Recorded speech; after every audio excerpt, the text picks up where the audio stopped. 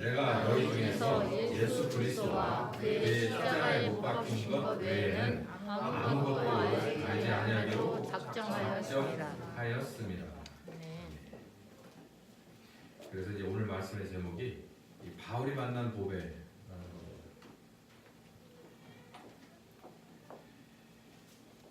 바울은요 원래 이런 사람이 아닙니다. 그러니까 우리가 알고 있는 바울 원래 이런 사람이 어느 날 갑자기 된 것은 아니죠. 바울의 이런 심정을 신앙 고백을 한번 들어보십시오. 우리 같이 한번 읽어보시죠. 사도행전 20장 24절 시작. 나의 달려갈 길과 주 예수께 받은 사명 곧 하나님의 은혜의 복음을 증거하는 일을 마치려 하면은 나의 생명을 조금도 귀한 것으로 여기지 아니하노라. 이게 참 이 굳은 결의 또 바울의 신앙 이게 아주 묻어나는 그런 말씀이죠. 사도행전 20장 24절. 언제나 우리는 이 말씀에 도전을 받습니다. 우리는 바울 선생님이 우리에게 많이 써주신 그런 성경이 된 그런 편지들을 읽으면서 그 중에서 이 말씀을 읽을 때 바울 선생의 중심이 이랬구나라는 것을 다시 한번 되짚으면서 나를 비교해 볼 때 늘 도전을 받는 거예요. 나는 언제쯤 이렇게 될 수 있을까? 이런 신앙 고백을 할 수 있을까? 이런 결단을 내릴 수 있을까? 또 이런 삶을 살아가고 이런 마지막 숨을 내쉴 수 있을까? 이런 도전을 많이 받죠. 바울 선생이 제가 좀 전에 말씀드린 대로 원래 이런 분은 아니라는 거예요. 물론 하나님이 이 바울이라고 하는 그 한 개인을 한 남자를 선택할 때는 나름대로 캐릭터도 있었겠죠. 성격도 있을 거고요. 기본 체질도 있을 겁니다.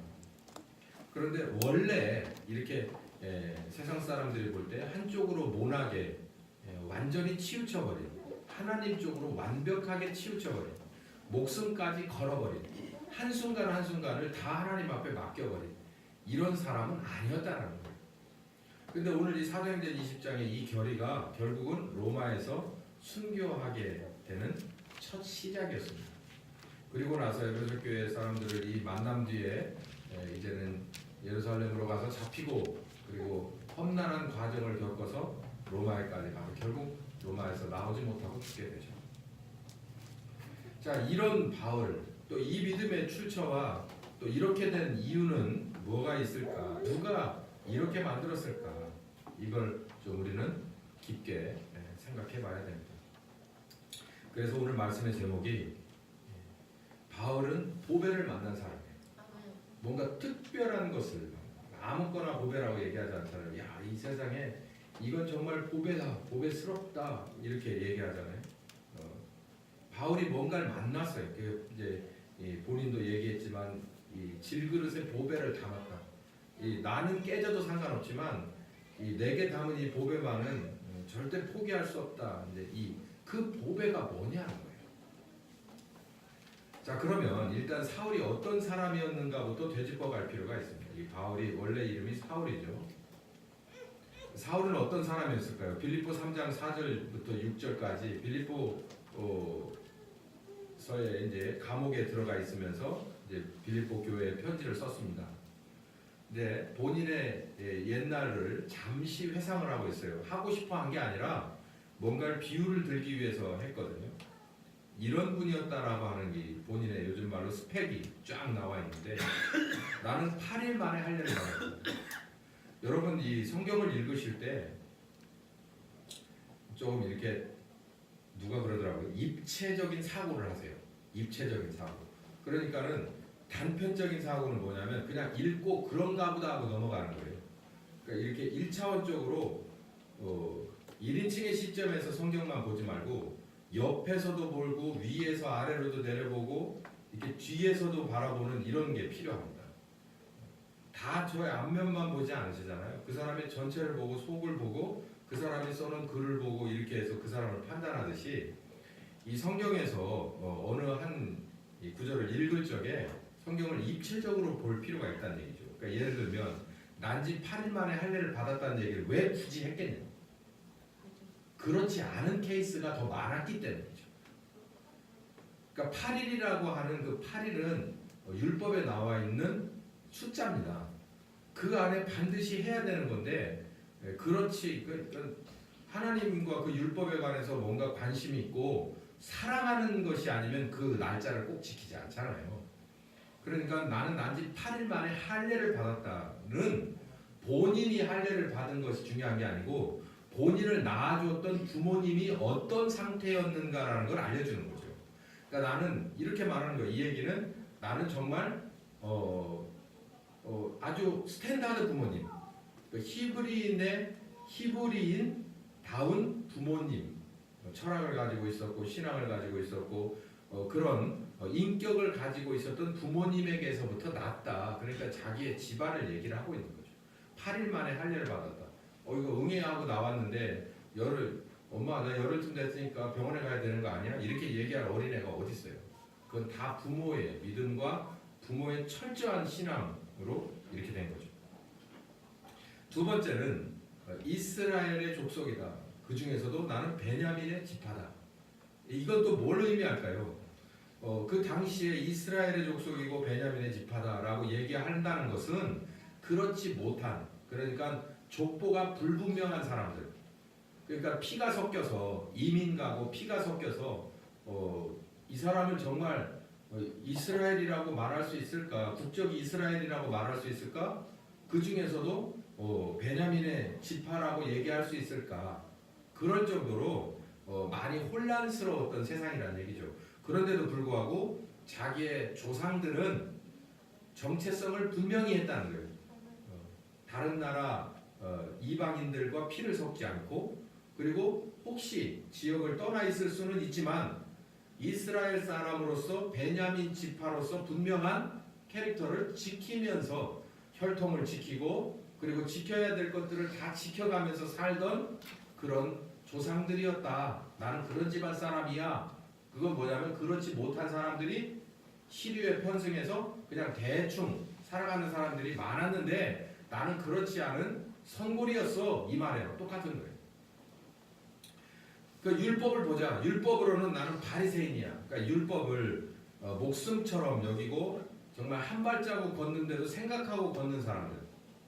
몇 미터를 걸어야 율법에 어긋나지 않겠냐. 안식일은 어떻게 지켜야 되느냐. 이거를 고민하면서 평생을 살아갔던 그 사람들의 후예다. 그래서 나는 율법을 지키는 것에는 바리새인처럼 철저하게 지켰다. 뿐만 아니라 나는 이 열심으로는 내가 하나님을 사랑하고 율법을 사랑하고 이스라엘을 사랑하는 열심으로는 교회를 핍박하는 사람이었다. 여러분 이 교회를 핍박했다는 게 저마다 그 당시에 교회를 핍박할 수 있을 거라고 생각하지만 요즘 들어서 가만히 생각해 보세요. 상황이 바뀌어서 교회에 반대되는 민원을 집어넣고 뭐 이렇게 하는 그렇게 하는 그런 그 바람이 그런 쪽으로 불었다 칩시다. 지금 중국처럼. 그렇다고 해도요. 너나 할 거 없이 교회를 핍박하는 일에 앞장서는 그런 거 아닙니다. 왜 그럴까요? 반대로 우리 모두가 지금 종교의 자유가 있고 양심의 자유가 있고 언론의 자유가 있는 대한민국에 살고 있지 않습니까?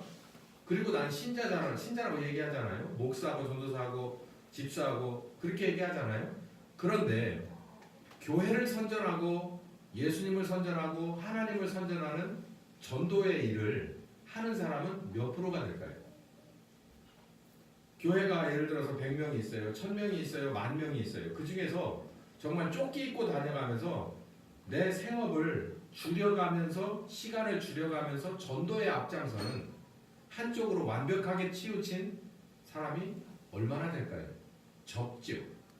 반대로 핍박할 상황에도 한쪽으로 완벽하게 치우친 그쪽 편향된 사람들은 적을 수밖에 없어요.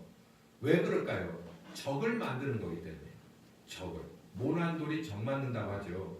그러니까 아이고 저거 뭐 세상이 이렇게 됐어도 내가 앞장서서 저 사람들을 드러낼 필요도 없고 저 사람들을 핍박할 필요도 없어. 이렇게 생각하는 사람이 95% 이상 되는 거예요. 근데 이 사람은 뭐냐면 자기의 모든 걸 걸어서 교회를 핍박하는 완벽하게 어느 쪽으로 바리새인 쪽으로 완벽하게 치우쳐져 있던 꼭지점이다 이 말이죠. 그게 바로 내 열심이었다라는 거예요. 율법으로는 흠이 없다. 율법으로 흠이 없다는 건 자기 양심을 말하는 겁니다. 내 양심상으로 내가 율법을 내가 아는 범주에서는 다 지켰다 이거예요. 그러니까 흠이 없다고 얘기를 하는 거예요. 아 이건 이렇게 해야 되는데 내가 이렇게 한다고 해놓고 뒤에 가서는 안 하는 이런 사람이 아니라 이거다라고 생각했으면 여기 보자 교회를 핍박하는 이거 핍박하는 것이 하나님에게 영광 돌리는 거다라고 생각했으니까 바울은 그렇게 했다는 거잖아요. 그러니까 율법으로서 나는 흠 있을 게 없다. 내가 아는 이상 나는 율법을 다 지켰다는 거죠. 한마디로 완벽한 이스라엘 사람입니다. 하나님이 선택한 이스라엘은 하나님이 선택한 거잖아요. 하나님이 선택한 나라의 사람답습니다. 그러니까 하나님의 사람다운 거죠. 사울이 이런 사람이었다는 거예요. 자 그러면 사울의 청년 사울의 그리고 지금 오늘 읽은 이제 나이가 웬만큼 들어서 이제 중년의 바울은 어떻게 바뀌어졌을까요? 로마서 14장 7절부터 8절에 이런 말씀이 있습니다. 우리 같이 읽죠. 시작. 우리 중에 누구든지 자기를 위하여 사는 자가 없고 자기를 위하여 죽는 자도 없다. 우리가 살아도 주를 위해 살고 죽어도 주를 위해 죽나니 그러므로 사나 죽으나 우리는 주의 것이다.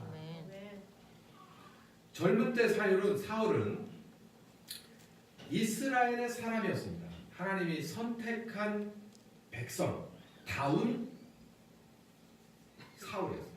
그런데 오늘 로마서 14장에서 이제는 저쪽 끝으로 가서 이제 젊은 사울은 완전히 이쪽 끝이었다면 이제는 반대쪽 끝에 가서 뭐라고 말하냐면 나는 주의 것이다. 여기서 주는 예수 그리스도.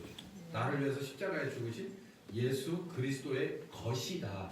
소유다. 소유다. 여러분 겨울에 장갑을 가지고 다녀요. 잘 잃어버리는 것 중에 하나입니다. 여러분 비 올 때 우산을 가지고 다닙니다. 다 여러분의 소유죠. 우산 비 올 때도 쓰죠. 또 해가 떠도 우산을 잠깐 동안 쓸 수 있고 우산으로 지팡이를 쓸 수도 있고 우산으로 싸울 수도 있고 우산을 버려버릴 수도 있고 그게 소유예요. 소유. 소유라는 것을 설명드린 거예요. 내가 주님의 것이다. 이 바울의 이 얘기의 무게감이 엄청 커요. 왜냐하면 그 뒤에 뭐라고 그랬냐면 내가 저분의 소유인 것을 어떻게 증명하느냐면 나는 오늘 하루를 저분을 위해서 산다는 거예요. 먹는 것도 입는 것도 마시는 것도 내가 즐거운 것도 내가 슬픈 것도 내가 아픈 것도 저분을 위한 거라는 거예요. 자기의 주권이 아무것도 없어요. 노예예요. 노예. 자발적인 노예. 들여버린 노예예요. 그러니까 이렇게 완전하게 바뀌었잖아요. 그 잘 이해가 안 됩니다, 목사님. 그럼 제가 좀 더 이렇게 한번 바꿔서 설명을 해볼게요. 사울이 바울이 된 데는 이유가 있습니다. 분명한 이유가 있어요. 이 이유를 말씀드리기 위해서 바로 이 이유가 이 동기가 바로 곧 오늘 말씀의 제목인 바울이 찾은 보배예요.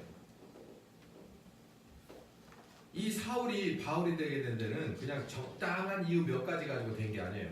처음에 시작 청년에 사울이 대단한 사람이었잖아요. 웬만해서는 찔러서 피가 안 나오는 사람이에요.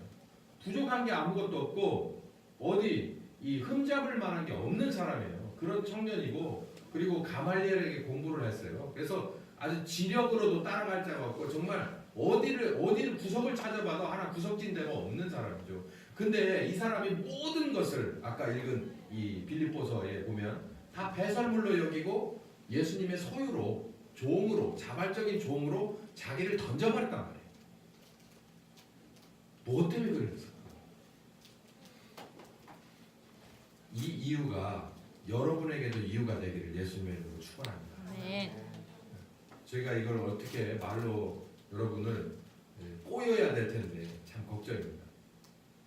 제가 이 영감을 주초에 받고 저도 주체할 수 없는 이런 그 충격이 있었는데요. 원래 사울 젊어서의 사울은 인생의 목표가 있었어요. 자기가 이렇게 고백합니다. 갈라디아서 1장 13절부터 14절까지를 보면은 자기의 청년 사울이었을 때 인생의 목표가 이런 거였다는 거예요. 자기 좌우명이자 인생의 가치와 목표가 이런 거예요.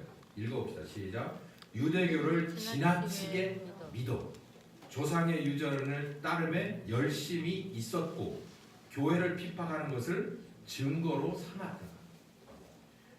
요 얘기가요. 그냥 쑥 지나가면 그냥 그런가 보다 하고 지나갔어요. 아, 완전 유대교 사람이니까 그런 거지. 그냥 옛날에 사울은 그랬대. 근데요, 이게 굉장히 논리적입니다. 가만히 보세요.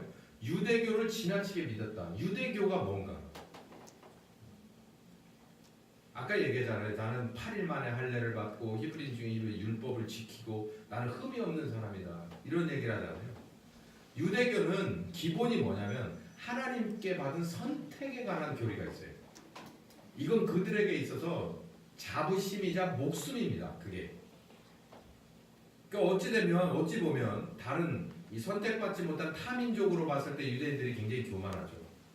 하나님에게 선택을 받았으니까. 그러나 당사자들의 입장에서는 그게 가장 소중한 가치고 자부심인 거예요. 그게 목숨이에요. 그러니까 유대교의 핵심은 선민교리란 말이에요. 그렇기 때문에 자, 여기서부터 잘 들으십시오. 바울은요, 적당히 시시껄렁한 선민의 사상에 잡혀 있었던 사람이 아닙니다. 적당히 시시껄렁이라는 건 뭐냐면 이런 거예요. 의무는 하지 않고 하나님에게 선택된 백성으로서 의무하지 않으면서 나는 선택된 사람이니까 이런 거예요. 이런 거 안 했다는 거예요. 우리 그 칼빈이 우리에게 끼친 이 개신교에 끼친 아주 이 오묘한 이 부작용이 뭐냐면 선택의 교리거든요. 예지예정 선택의 교리예요. 그래서 그게 뭐를 만들어내느냐면 그래서 결국은 알미니안이 나오기도 했지만 하나님이 미리 다윗의 고백처럼 엄마의 뱃속에 들어가기 전부터 나를 미리 알고 미리 정하신 사람은 절대로 타락할 수 없다는 거예요. 구원을 뺏길 수 없다는 거예요. 제가 이 유대교의 시시껄렁한 다른 사람들과 다른 사울을 설명드리는 게 뭐냐면 유대인들도 똑같아요. 이게 사람의 본성이 그겁니다. 하나님이 나를 선택을 했어. 어려서부터 배우는 거예요. 유대인은. 우리는 이스라엘이야. 하나님과 겨루어서 이긴 야곱의 족속이야. 하나님과 우리는 약속된 선민이야. 율법을 받았어. 이 율법은 하나님의 자녀들에게만 준 거야.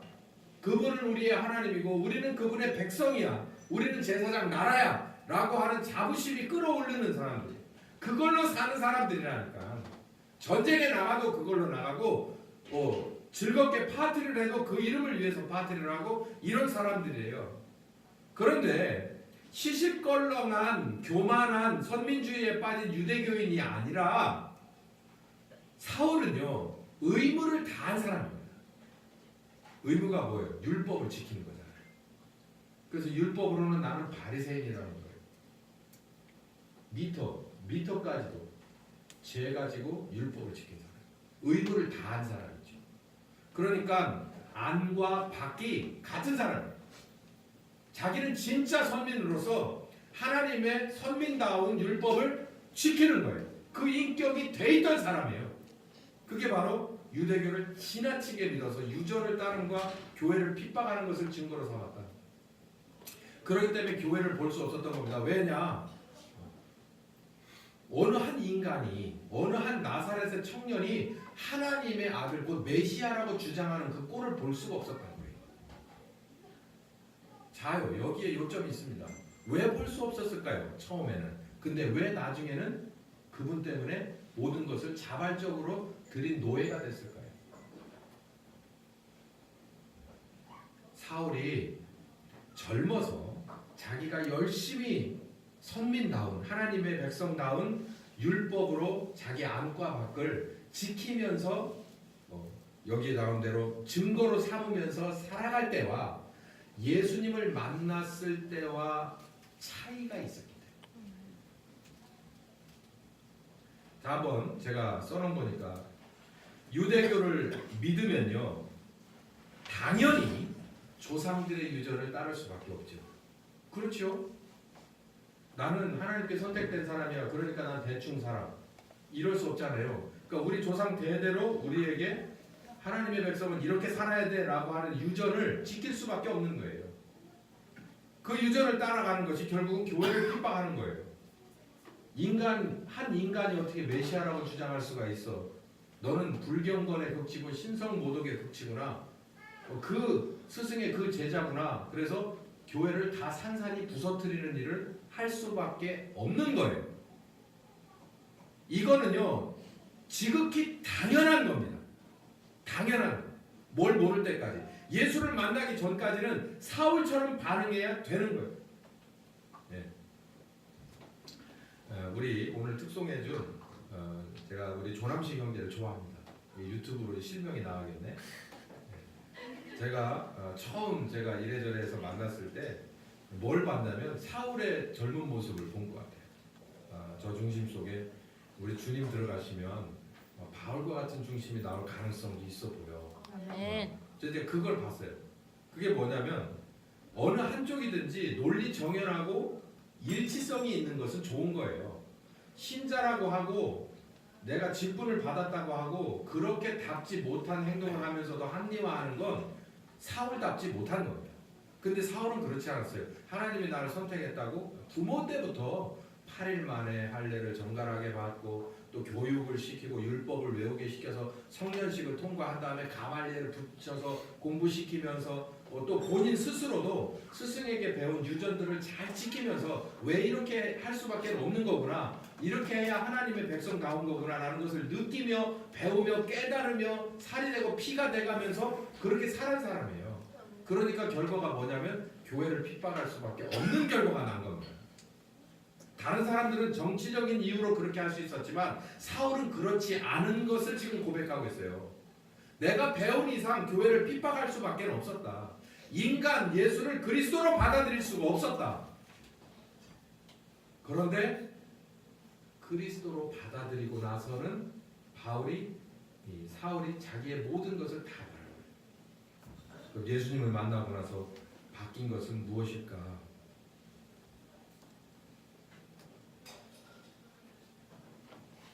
예수님을 만납니다. 담에석에서 사도행전 9장 1절부터 9절까지 읽어보면 나오죠. 자, 여기서 예수님과의 대화 중에서 우리가 좀 알아야 될 게 있습니다. 예수님의 이 사울은요, 담에색의 그 고개를 넘어가고 있었어요. 무엇을? 이 예수의 제자라고 하는 사람들, 또 교회라고 하는 무리들을 완전히 초토화시켜버리고 파괴시키려고 그 신자들과 주동자들을 체포하러 가던 도중이었습니다. 아직도 여전히 자기는 철저한 유대교인이고 율법의 사람이고 그걸 증거하는 것에 대해서 두려워하지 않던 한쪽으로 완벽하게 치우친 사람이에요. 그런데 어마어마한 빛 가운데서 자기의 눈이 잠시 동안 멀어버릴 만한 빛 가운데서 누굴 만나냐면 예수님을 만났어요. 자, 여러분 어떻게 보십니까?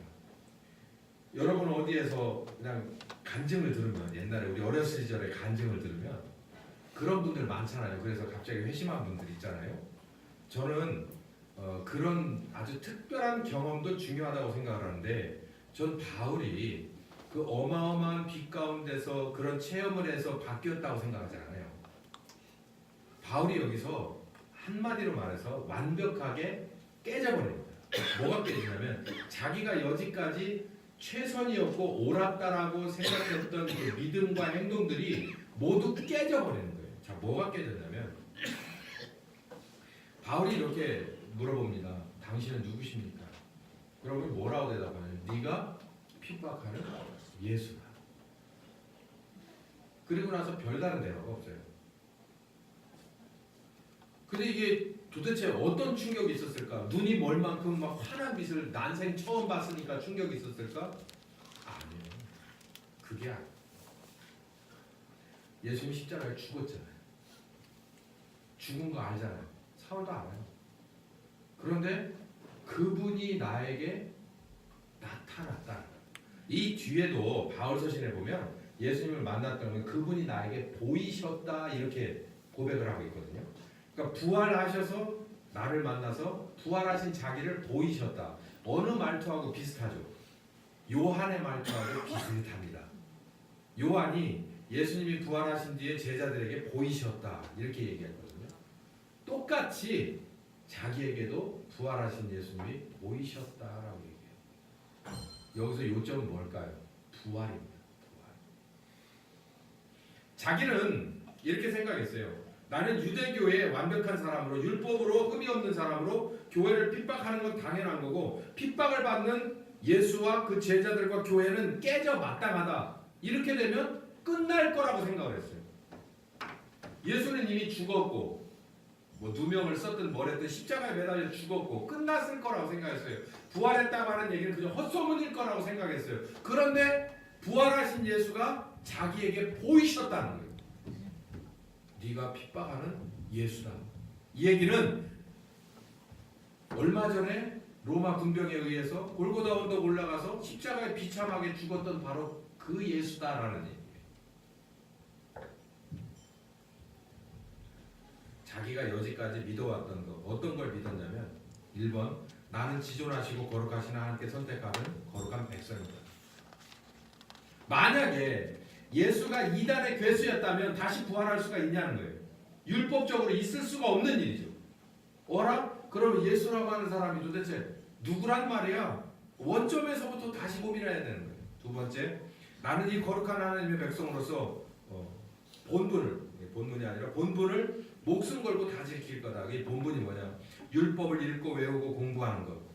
율법은 반드시 지키는 것. 하나님의 나라 이스라엘 율법을 사수하고 번영시키는데 목숨을 거는 것. 이렇게 교육받고 훈련하고 다져진 결의로 자기 인생을 모두 거기다 두고 사는 것. 이게 자기의 정체성이었는데 예수님을 만나면서 이게 깨져버렸어요. 왜? 자기가 생각할 땐 이단의 괴수인데 이건 비진리인데 부활했단 말이에요. 아니 나는 나머지 잔당들을 소탕해 버리려고 다메섹에 가서 완벽하게 이제는 잔불까지 정리해버리고 하나님의 나라를 올바름을 바로잡고 증명하려고 했단 말이에요. 근데 죽지 않고 살아있다느니 이게 무슨 얘기냐는 거지. 어라? 그러면은 뭐냐? 부활했다는 얘기는 결국은 생명의 모든 것은 하나님이 가지고 있는데 하나님이 다시 살렸다는 얘기는 내가 틀리고 이분이 맞았다는 얘기 아니냐라는 거예요. 내가 여지까지 정체성으로 믿었던 게 틀려먹은 거고 이분이 말했던 게 맞는 거 아니냐라고 하는 것을 아는 거죠. 지식인답죠. 철저한 행동하는 이스라엘인답죠. 그러니까 깨달은 거죠. 아, 원초적으로 나는 잘못된 거였구나라는 것을 아는 거예요. 그러니까요, 제가 볼 때 이 충격으로 빛에 대한 것도 충격이겠지만 이 내면의 충격 때문에 전 눈이 멀어버린 것 같아요. 어마어마한 충격이 받았어요. 그래서 도저히 어떻게 자기를 감당할 수, 주체할 수 없는 상황이 돼버린 거예요. 한순간에 자기가 여지까지 세워왔던 하나님을 향한 탑이 그냥 무너져 버린 거예요. 자, 그러고 나서 이걸로 바울이 된 건 아닙니다. 정말 하나님은 바울을 쓰시기로 작정하셨어요. 그래서 갈라디아서 1장 17절에 이 갈라디아서 1장이 이 갈라디아서가 그냥 바울의 바울됨을 완벽한 색깔과 냄새로 우리에게 보여주고 있잖아요. 그래서 이 갈라디아서 1장 첫머리에 그런 얘기들을 쓴 것 같아요. 아까 말씀드린 것과 또 더불어서 1장 17절에 보면은 이런 얘기가 짤막하게 나옵니다. 자기가 다메섹에서 돌아신 예수를 만나고 예루살렘으로 올라가서 말하자면 원제자들이죠. 12명의 원제자와 예루살렘 교회에 자기가 만난 예수님을 간증하고 신자된 것을 고백하기 위해서 그렇게 가기 전에 아라비아로 갔다는 거예요. 그리고 3년 만에 돌아왔다는 얘기가 갈라디아서 1장 17절에 있어요. 그래서 혹자는 이렇게 말하죠. 신대원 3년이 곧 아라비아 3년이다. 뭐 이런 얘기를 하는데 그거는 허황된 얘기인 것 같아요. 이 아라비아의 3년이 진정 사울의 완벽함을 버리고 하나님 앞에서 부족하고 약한 자 바울로 만듭니다. 그게 뭘까요? 로마서 7장 21절부터 8장 17절까지 3년 동안 바울이 사울의 모든 겉옷을 벗어버리고 다시 바울의 겉옷을 입는 바로 이 고백이 로마서 7장 21절부터 17절까지 8장 17절. 뭐 거기 이런 거 나옵니다. 육신을 쫓지 않고 영을 쫓는 사람, 율법의 요구가 충족된 사람, 그리스도인, 참 그리스도인, 그리고 하나님의 자녀. 자, 이 얘기는 제가 뭐 성경 공부와 설교를 통해서 누차례 말씀을 드렸죠. 제가 여기서 읽지는 않았지만 사울의 정체성에서 별 2개를 하고 이렇게 정리를 했어요. 개인의 철저한 교육과 훈련 결의. 그러니까 이걸 2자로 그냥 속된 말로 세뇌입니다. 세뇌. 어렸을 때부터 세뇌를 시키는 거예요. 어렸을 때. 너는 하나님이 선택한 사람이야. 그리고 아주 민감할 때 하나님이 가르쳐 주신 성경을 계속해서 외우게 시키고 그 가치에서 살아가는 틀을 마련해 주고 부모가 그렇게 했어요. 사울을 그렇게 해서 키워놓으니까 이게 청년이 됐을 때 가말리엘이라고 하는 좋은 스승에게 나아가서 또 부모로부터 받은 것 그 이상의 고급진 것을 교육을 받고 그렇게 살게끔 직업이 주어지고 일이 주어졌어요. 그래서 결국은 뭐 하는 사람이 됐다? 교회를 찌르는 칼 같은 사람이 된 거예요. 정상이죠, 인간적으로. 그런데 그거 가지고 뭐가 안 되냐면은 율법의 요구를 충족시켜 줄 수 없다. 율법을 완벽하게 지켜낼 수가 없다는 거예요. 2번째는 그리스도인이 아니다. 그러니까 메시아의 사람, 구원받은 사람이 될 수 없다는 것을 아는 거예요. 3번째는 하나님의 자녀일 수 없다는 것도 아는 겁니다. 자, 이제 제가 여기다 제 말로 부연 설명을 해드릴게요. 바울은요, 자기가 여지까지 커왔던 과정에서의 교육과 그런 혈통과 가정교육, 밥상머리 교육이라고 하죠. 그런 교육과 훈련과 그런 일종의 세뇌와 그런 환경 속에서 하나님의 선택받은 사람이 키워질 수 있을 거라고 생각을 했어요. 그렇게 살아왔어요. 본인이. 그렇게 피가 되고 살이 됐습니다. 그래서 이제는 하나님의 자녀답게 하나님의 선택받은 백성답게 사는 것이 교회를 핍박하는 거라고 생각을 했어요. 근데 예수님을 만나고 나서 더 정확하게 표현해서 영으로 오신 하나님을 만나고 나서 바울이 된 거예요. 왜냐? 이 안에서 배우고 익히고 훈련받고 다짐하고 지키고 했던 것들이 100가지가 하나님에게 가는 길이라면 1도 안 되더라는 얘기죠. 나에게 그만큼 힘을 줄 수 없다는 거예요. 우리가 로마서 7장 21절부터 뭐라고 되어 있습니까? 내가 하나님의 법을 즐거워한다. 하나님의 사람이라는 확신도 있고 그렇게 살기를 원한다. 신자이기를 원한다. 그런데 그렇게 살아지대? 안 되더라는 거예요. 슬그머니 무너지기 시작하고 희석되기 시작해서 그 다짐들이 나를 불신자보다도 더 이중성 띠게, 오히려 불신자는 불신자니까 살지만 나는 신자라서 이렇게 살면 안 되는데도 불구하고 합리화시키고 있고 용서해달라고 애걸복걸하고 있고 이런 것이 신자지 뭐. 그래도 우리는 교회 나와서 이름표 달고 있잖아. 요즘 말로 하면 그럴 수밖에 없더라는 거예요. 바울은 누굴 만나고 십자가에 죽으셔서 우리를 위해서 원죄를 사하시고 거듭난 사람에게만 찾아오시는 영이신 하나님을 만나고 나서부터 완벽하게 이걸 배설물로 여겨버렸다. 자, 여러분, 우리 앞으로 해야 할 일이 뭘까요? 저는 확고합니다. 이 바울이 만났던 보배가 뭔지를 알았어요. 근데 저도 이걸 뼈저리게 느낍니다. 신앙생활을 저도요, 모태신앙입니다. 말 그대로 못해요. 아무것도 못해. 그래서 못해요. 못해요. 아무것도 못해. 저는 예수 잘 믿어보자고 싸우는 부모님 선골 집안에서 컸어요. 교회 안 가면요 한 100대도 맞았습니다. 종아리를. 저 그래서 교회를 갔어요. 왜? 맞아 죽기 싫어가지고. 뭐 방황도 있었지만 또 중간중간에 귀한 은혜와 체험이 있어서, 그럼에도 불구하고 영이신 하나님과 나를 부인하고 내 십자가를 지고 하나 되는 그 은밀한 작업이 없이는, 그 하나됨의 은밀한 작업이 없이는 일도 바뀌지 않습니다. 그 일도 바뀌지 않는 그 0점 몇은요 교육과 훈련이고 세뇌입니다. 그러니 하나님 앞에 그건 바람만 불어도 다 날아갈 거예요. 의미가 없는 거예요. 바울이 다 배설물이라고 얘기하잖아요. 배설물. 우리는 이제 담대하게 성령께서 오셨다는 걸 외쳐야 됩니다. 아멘. 그럼 많은 사람들이 뭐라고 할까요? 성령 오신 지 2000년도 더 됐어. 성령님 오신 지 2000년이 넘었어요. 성령 강림하신 지가. 근데 여러분 신자가 신자답지 못하고 교회가 교회답지 못한 건요 성령님 따로 우리 따르기 때문이에요. 그 성령님이 진짜 내 주인이 된다는 건 그 사막에서 샌들 신고 낙타 끌고 다니면서 인간 예수님을 따라다니는 것보다도 더 효과적인 걸 믿으시기 바랍니다. 네.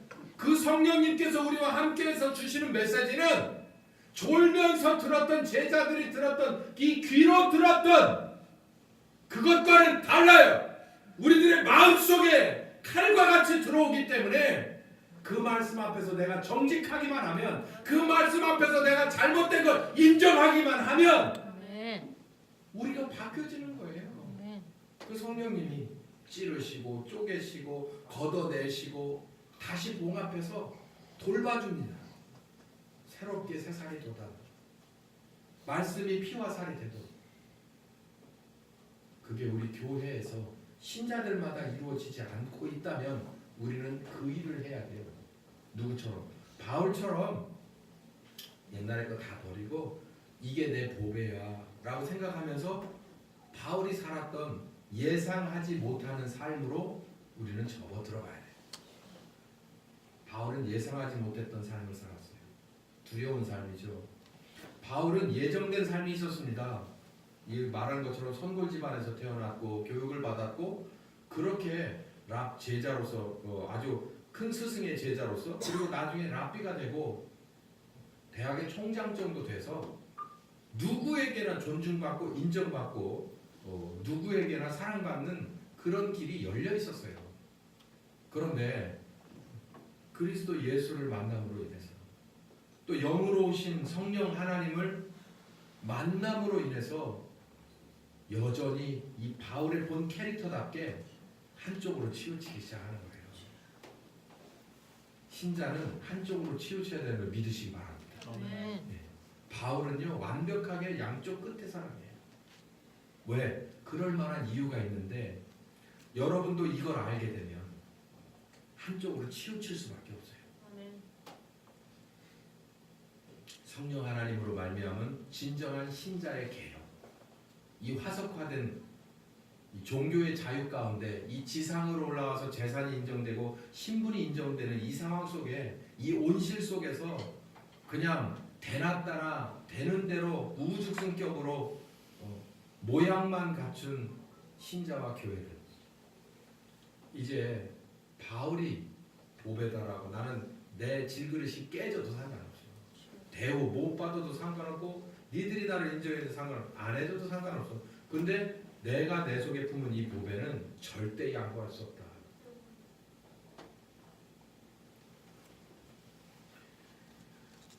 로마서 2장 28절에 바울이 변해서 유대인에게 나갔습니다. 우리도 신자들에게 나가야 돼요. 교회들에게 나가서 이런 말을 해야 합니다. 표면적인 유대인은 하나님이 원하지 않는다. 이름뿐인 신자는 하나님이 원하지 않아. 당신들에게서 신자다운 행동이 나오지 않는 건 신자라고 쳐주지 않아. 이렇게 얘기할 수 있어야 돼요. 그러려면 내가 성령님과 더불어서 이만큼 가보고서 얘기를 해야 돼. 아멘. 네. 가보고 나서 얘기해. 너나 나나 똑같아. 너도 사업하고 나도 사업하는데 너도 뭐 떼어먹고 뭐 떼어먹고 너도 거짓말로 원산지 속이고 그러면서 나한테 무슨 뭐 표면적인 유대인을 얘기할 수 있어? 이건 목사도 마찬가지예요. 표면적인 건 하나님이 볼 때 유대인이 아닌 거야 라고 얘기했을 때 바울은요 죽이려고 작정한 사람들이 생겨났어요. 지금도 마찬가지입니다. 진짜 복음은 영이신 하나님을 만난 은밀한 골방에서부터 이루어지는 거야 라고 얘기를 하면 처음에는 그럴 수도 있다고 얘기를 해요. 그러나 니들 가는 게 잘못됐다고 얘기하면 아마 이단이라고 해요. 고치고 싶은 마음이 없고 고칠 생각이 없어요. 그냥 어느 한 사람을 눌러버리면 그만이에요. 이단성이 있어. 그러면서 신학자들이 막 공격을 하겠죠. 두렵지 않아요. 이단이어야 이단인 거가 두렵지. 이단이 아닌데 어떻게 두려워? 바울 보세요. 한쪽으로 치우쳐 있어요. 야, 너는 어떻게 신자가 돼가지고 어느 한쪽으로 이렇게 치우칠 수가 있어? 아니요, 치우쳐야 돼요. 어디까지? 목숨을 거는 데까지 치우쳐야. 우리 예수님이 그랬어요. 신자들이 초대교회 사도들이 그랬어요. 우리도 그래야 돼요. 적당히 중간에 그게 어떤 교회인지 아십니까? 토해내버리고 싶은 아시아의 교회들이에요. 우리 그러면 안 돼요. 세상에서 버림받아도 하나님께 버림받으면 안 되잖아요. 예수를 믿는 믿음으로 거듭나서 성령님 따라서 하나 되는 사람, 새로운 창조가 이루어지는 사람, 이 사람이 진정한 내면이 꽉 찬 유대인인 거야 라고 얘기하는 사람이 되었습니다. 이방인에게는 이렇게 말했어요. 너희들이 하나님께 받은 이 복음으로 말미암아서 성령님과 더불어 구원받을 수 있는 기회를 놓치지 마라. 놓치지 마라. 그러면서 하나님이 기뻐하시는 산 제사와 그리고 제물의 삶을 너희들은 하나님 앞에 보답하는 사람이 돼야 된다라고 얘기하고 있어요. 그러니까 이방의 선지자라고 하죠. 바울이 만난 보배는 고린도후서 4장 7절. 우리가 이 보배를 나 같은 질그릇에 가졌으니. 이 얼마나 멋진 표현입니까? 나는 질그릇과 같아. 아니요, 그분의 스펙이 장난이 아닙니다. 그런데 뭐라 그러냐면 내 안에 오신 예수님을 볼 때 나는 아무것도 아닌 껍데기야. 고린도후서 6장 17절. 주는 영이시니 주의 영이 계시는 곳에 자유함이 있느니라. 주의 영을 만났기 때문에 주의 영에 함께 하심과 인도하심이 또 따라감이 있는 자가 자유가 있는 거예요. 이게 뭡니까? 빌립보서 끝장에 나오듯이 만족의 비밀이죠. 만족의 비결. 무엇으로? 이거는 이렇게 세상을 이렇게 뭐 폐쇄주의적이고 이런 걸로 말하지 마세요. 내 속에 보배가 있으니까 만족하는 거예요. 보배가 있으니까 만족. 배터리 만드는 우리 엔지니어들 어떻게 됐나 모르겠어요. 잘 돼갑니까? 한 번 충전으로 한 10년씩 가는 배터리. 네. 이런 거예요. 다른 사람들은 하루에 한 번씩 충전을 받아야 되는데 바울은 뭐라고 말하냐면 내 속의 배터리 좀 달라. 이건 하루가 지나면 더 충전량이 더 세죠. 그러니까 니들이 가진 게 아무리 최신 기종이고 남들이 인정받는 브랜드라고 하더라도 나는 아무 상관없어.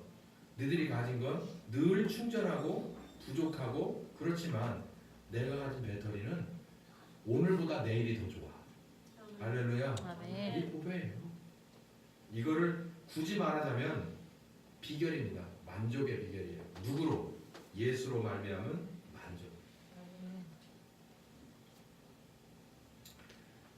자기 속에서 몸속에서 나오는 죄의 욕심으로부터 예수님을 향한 이 만족을 배워요.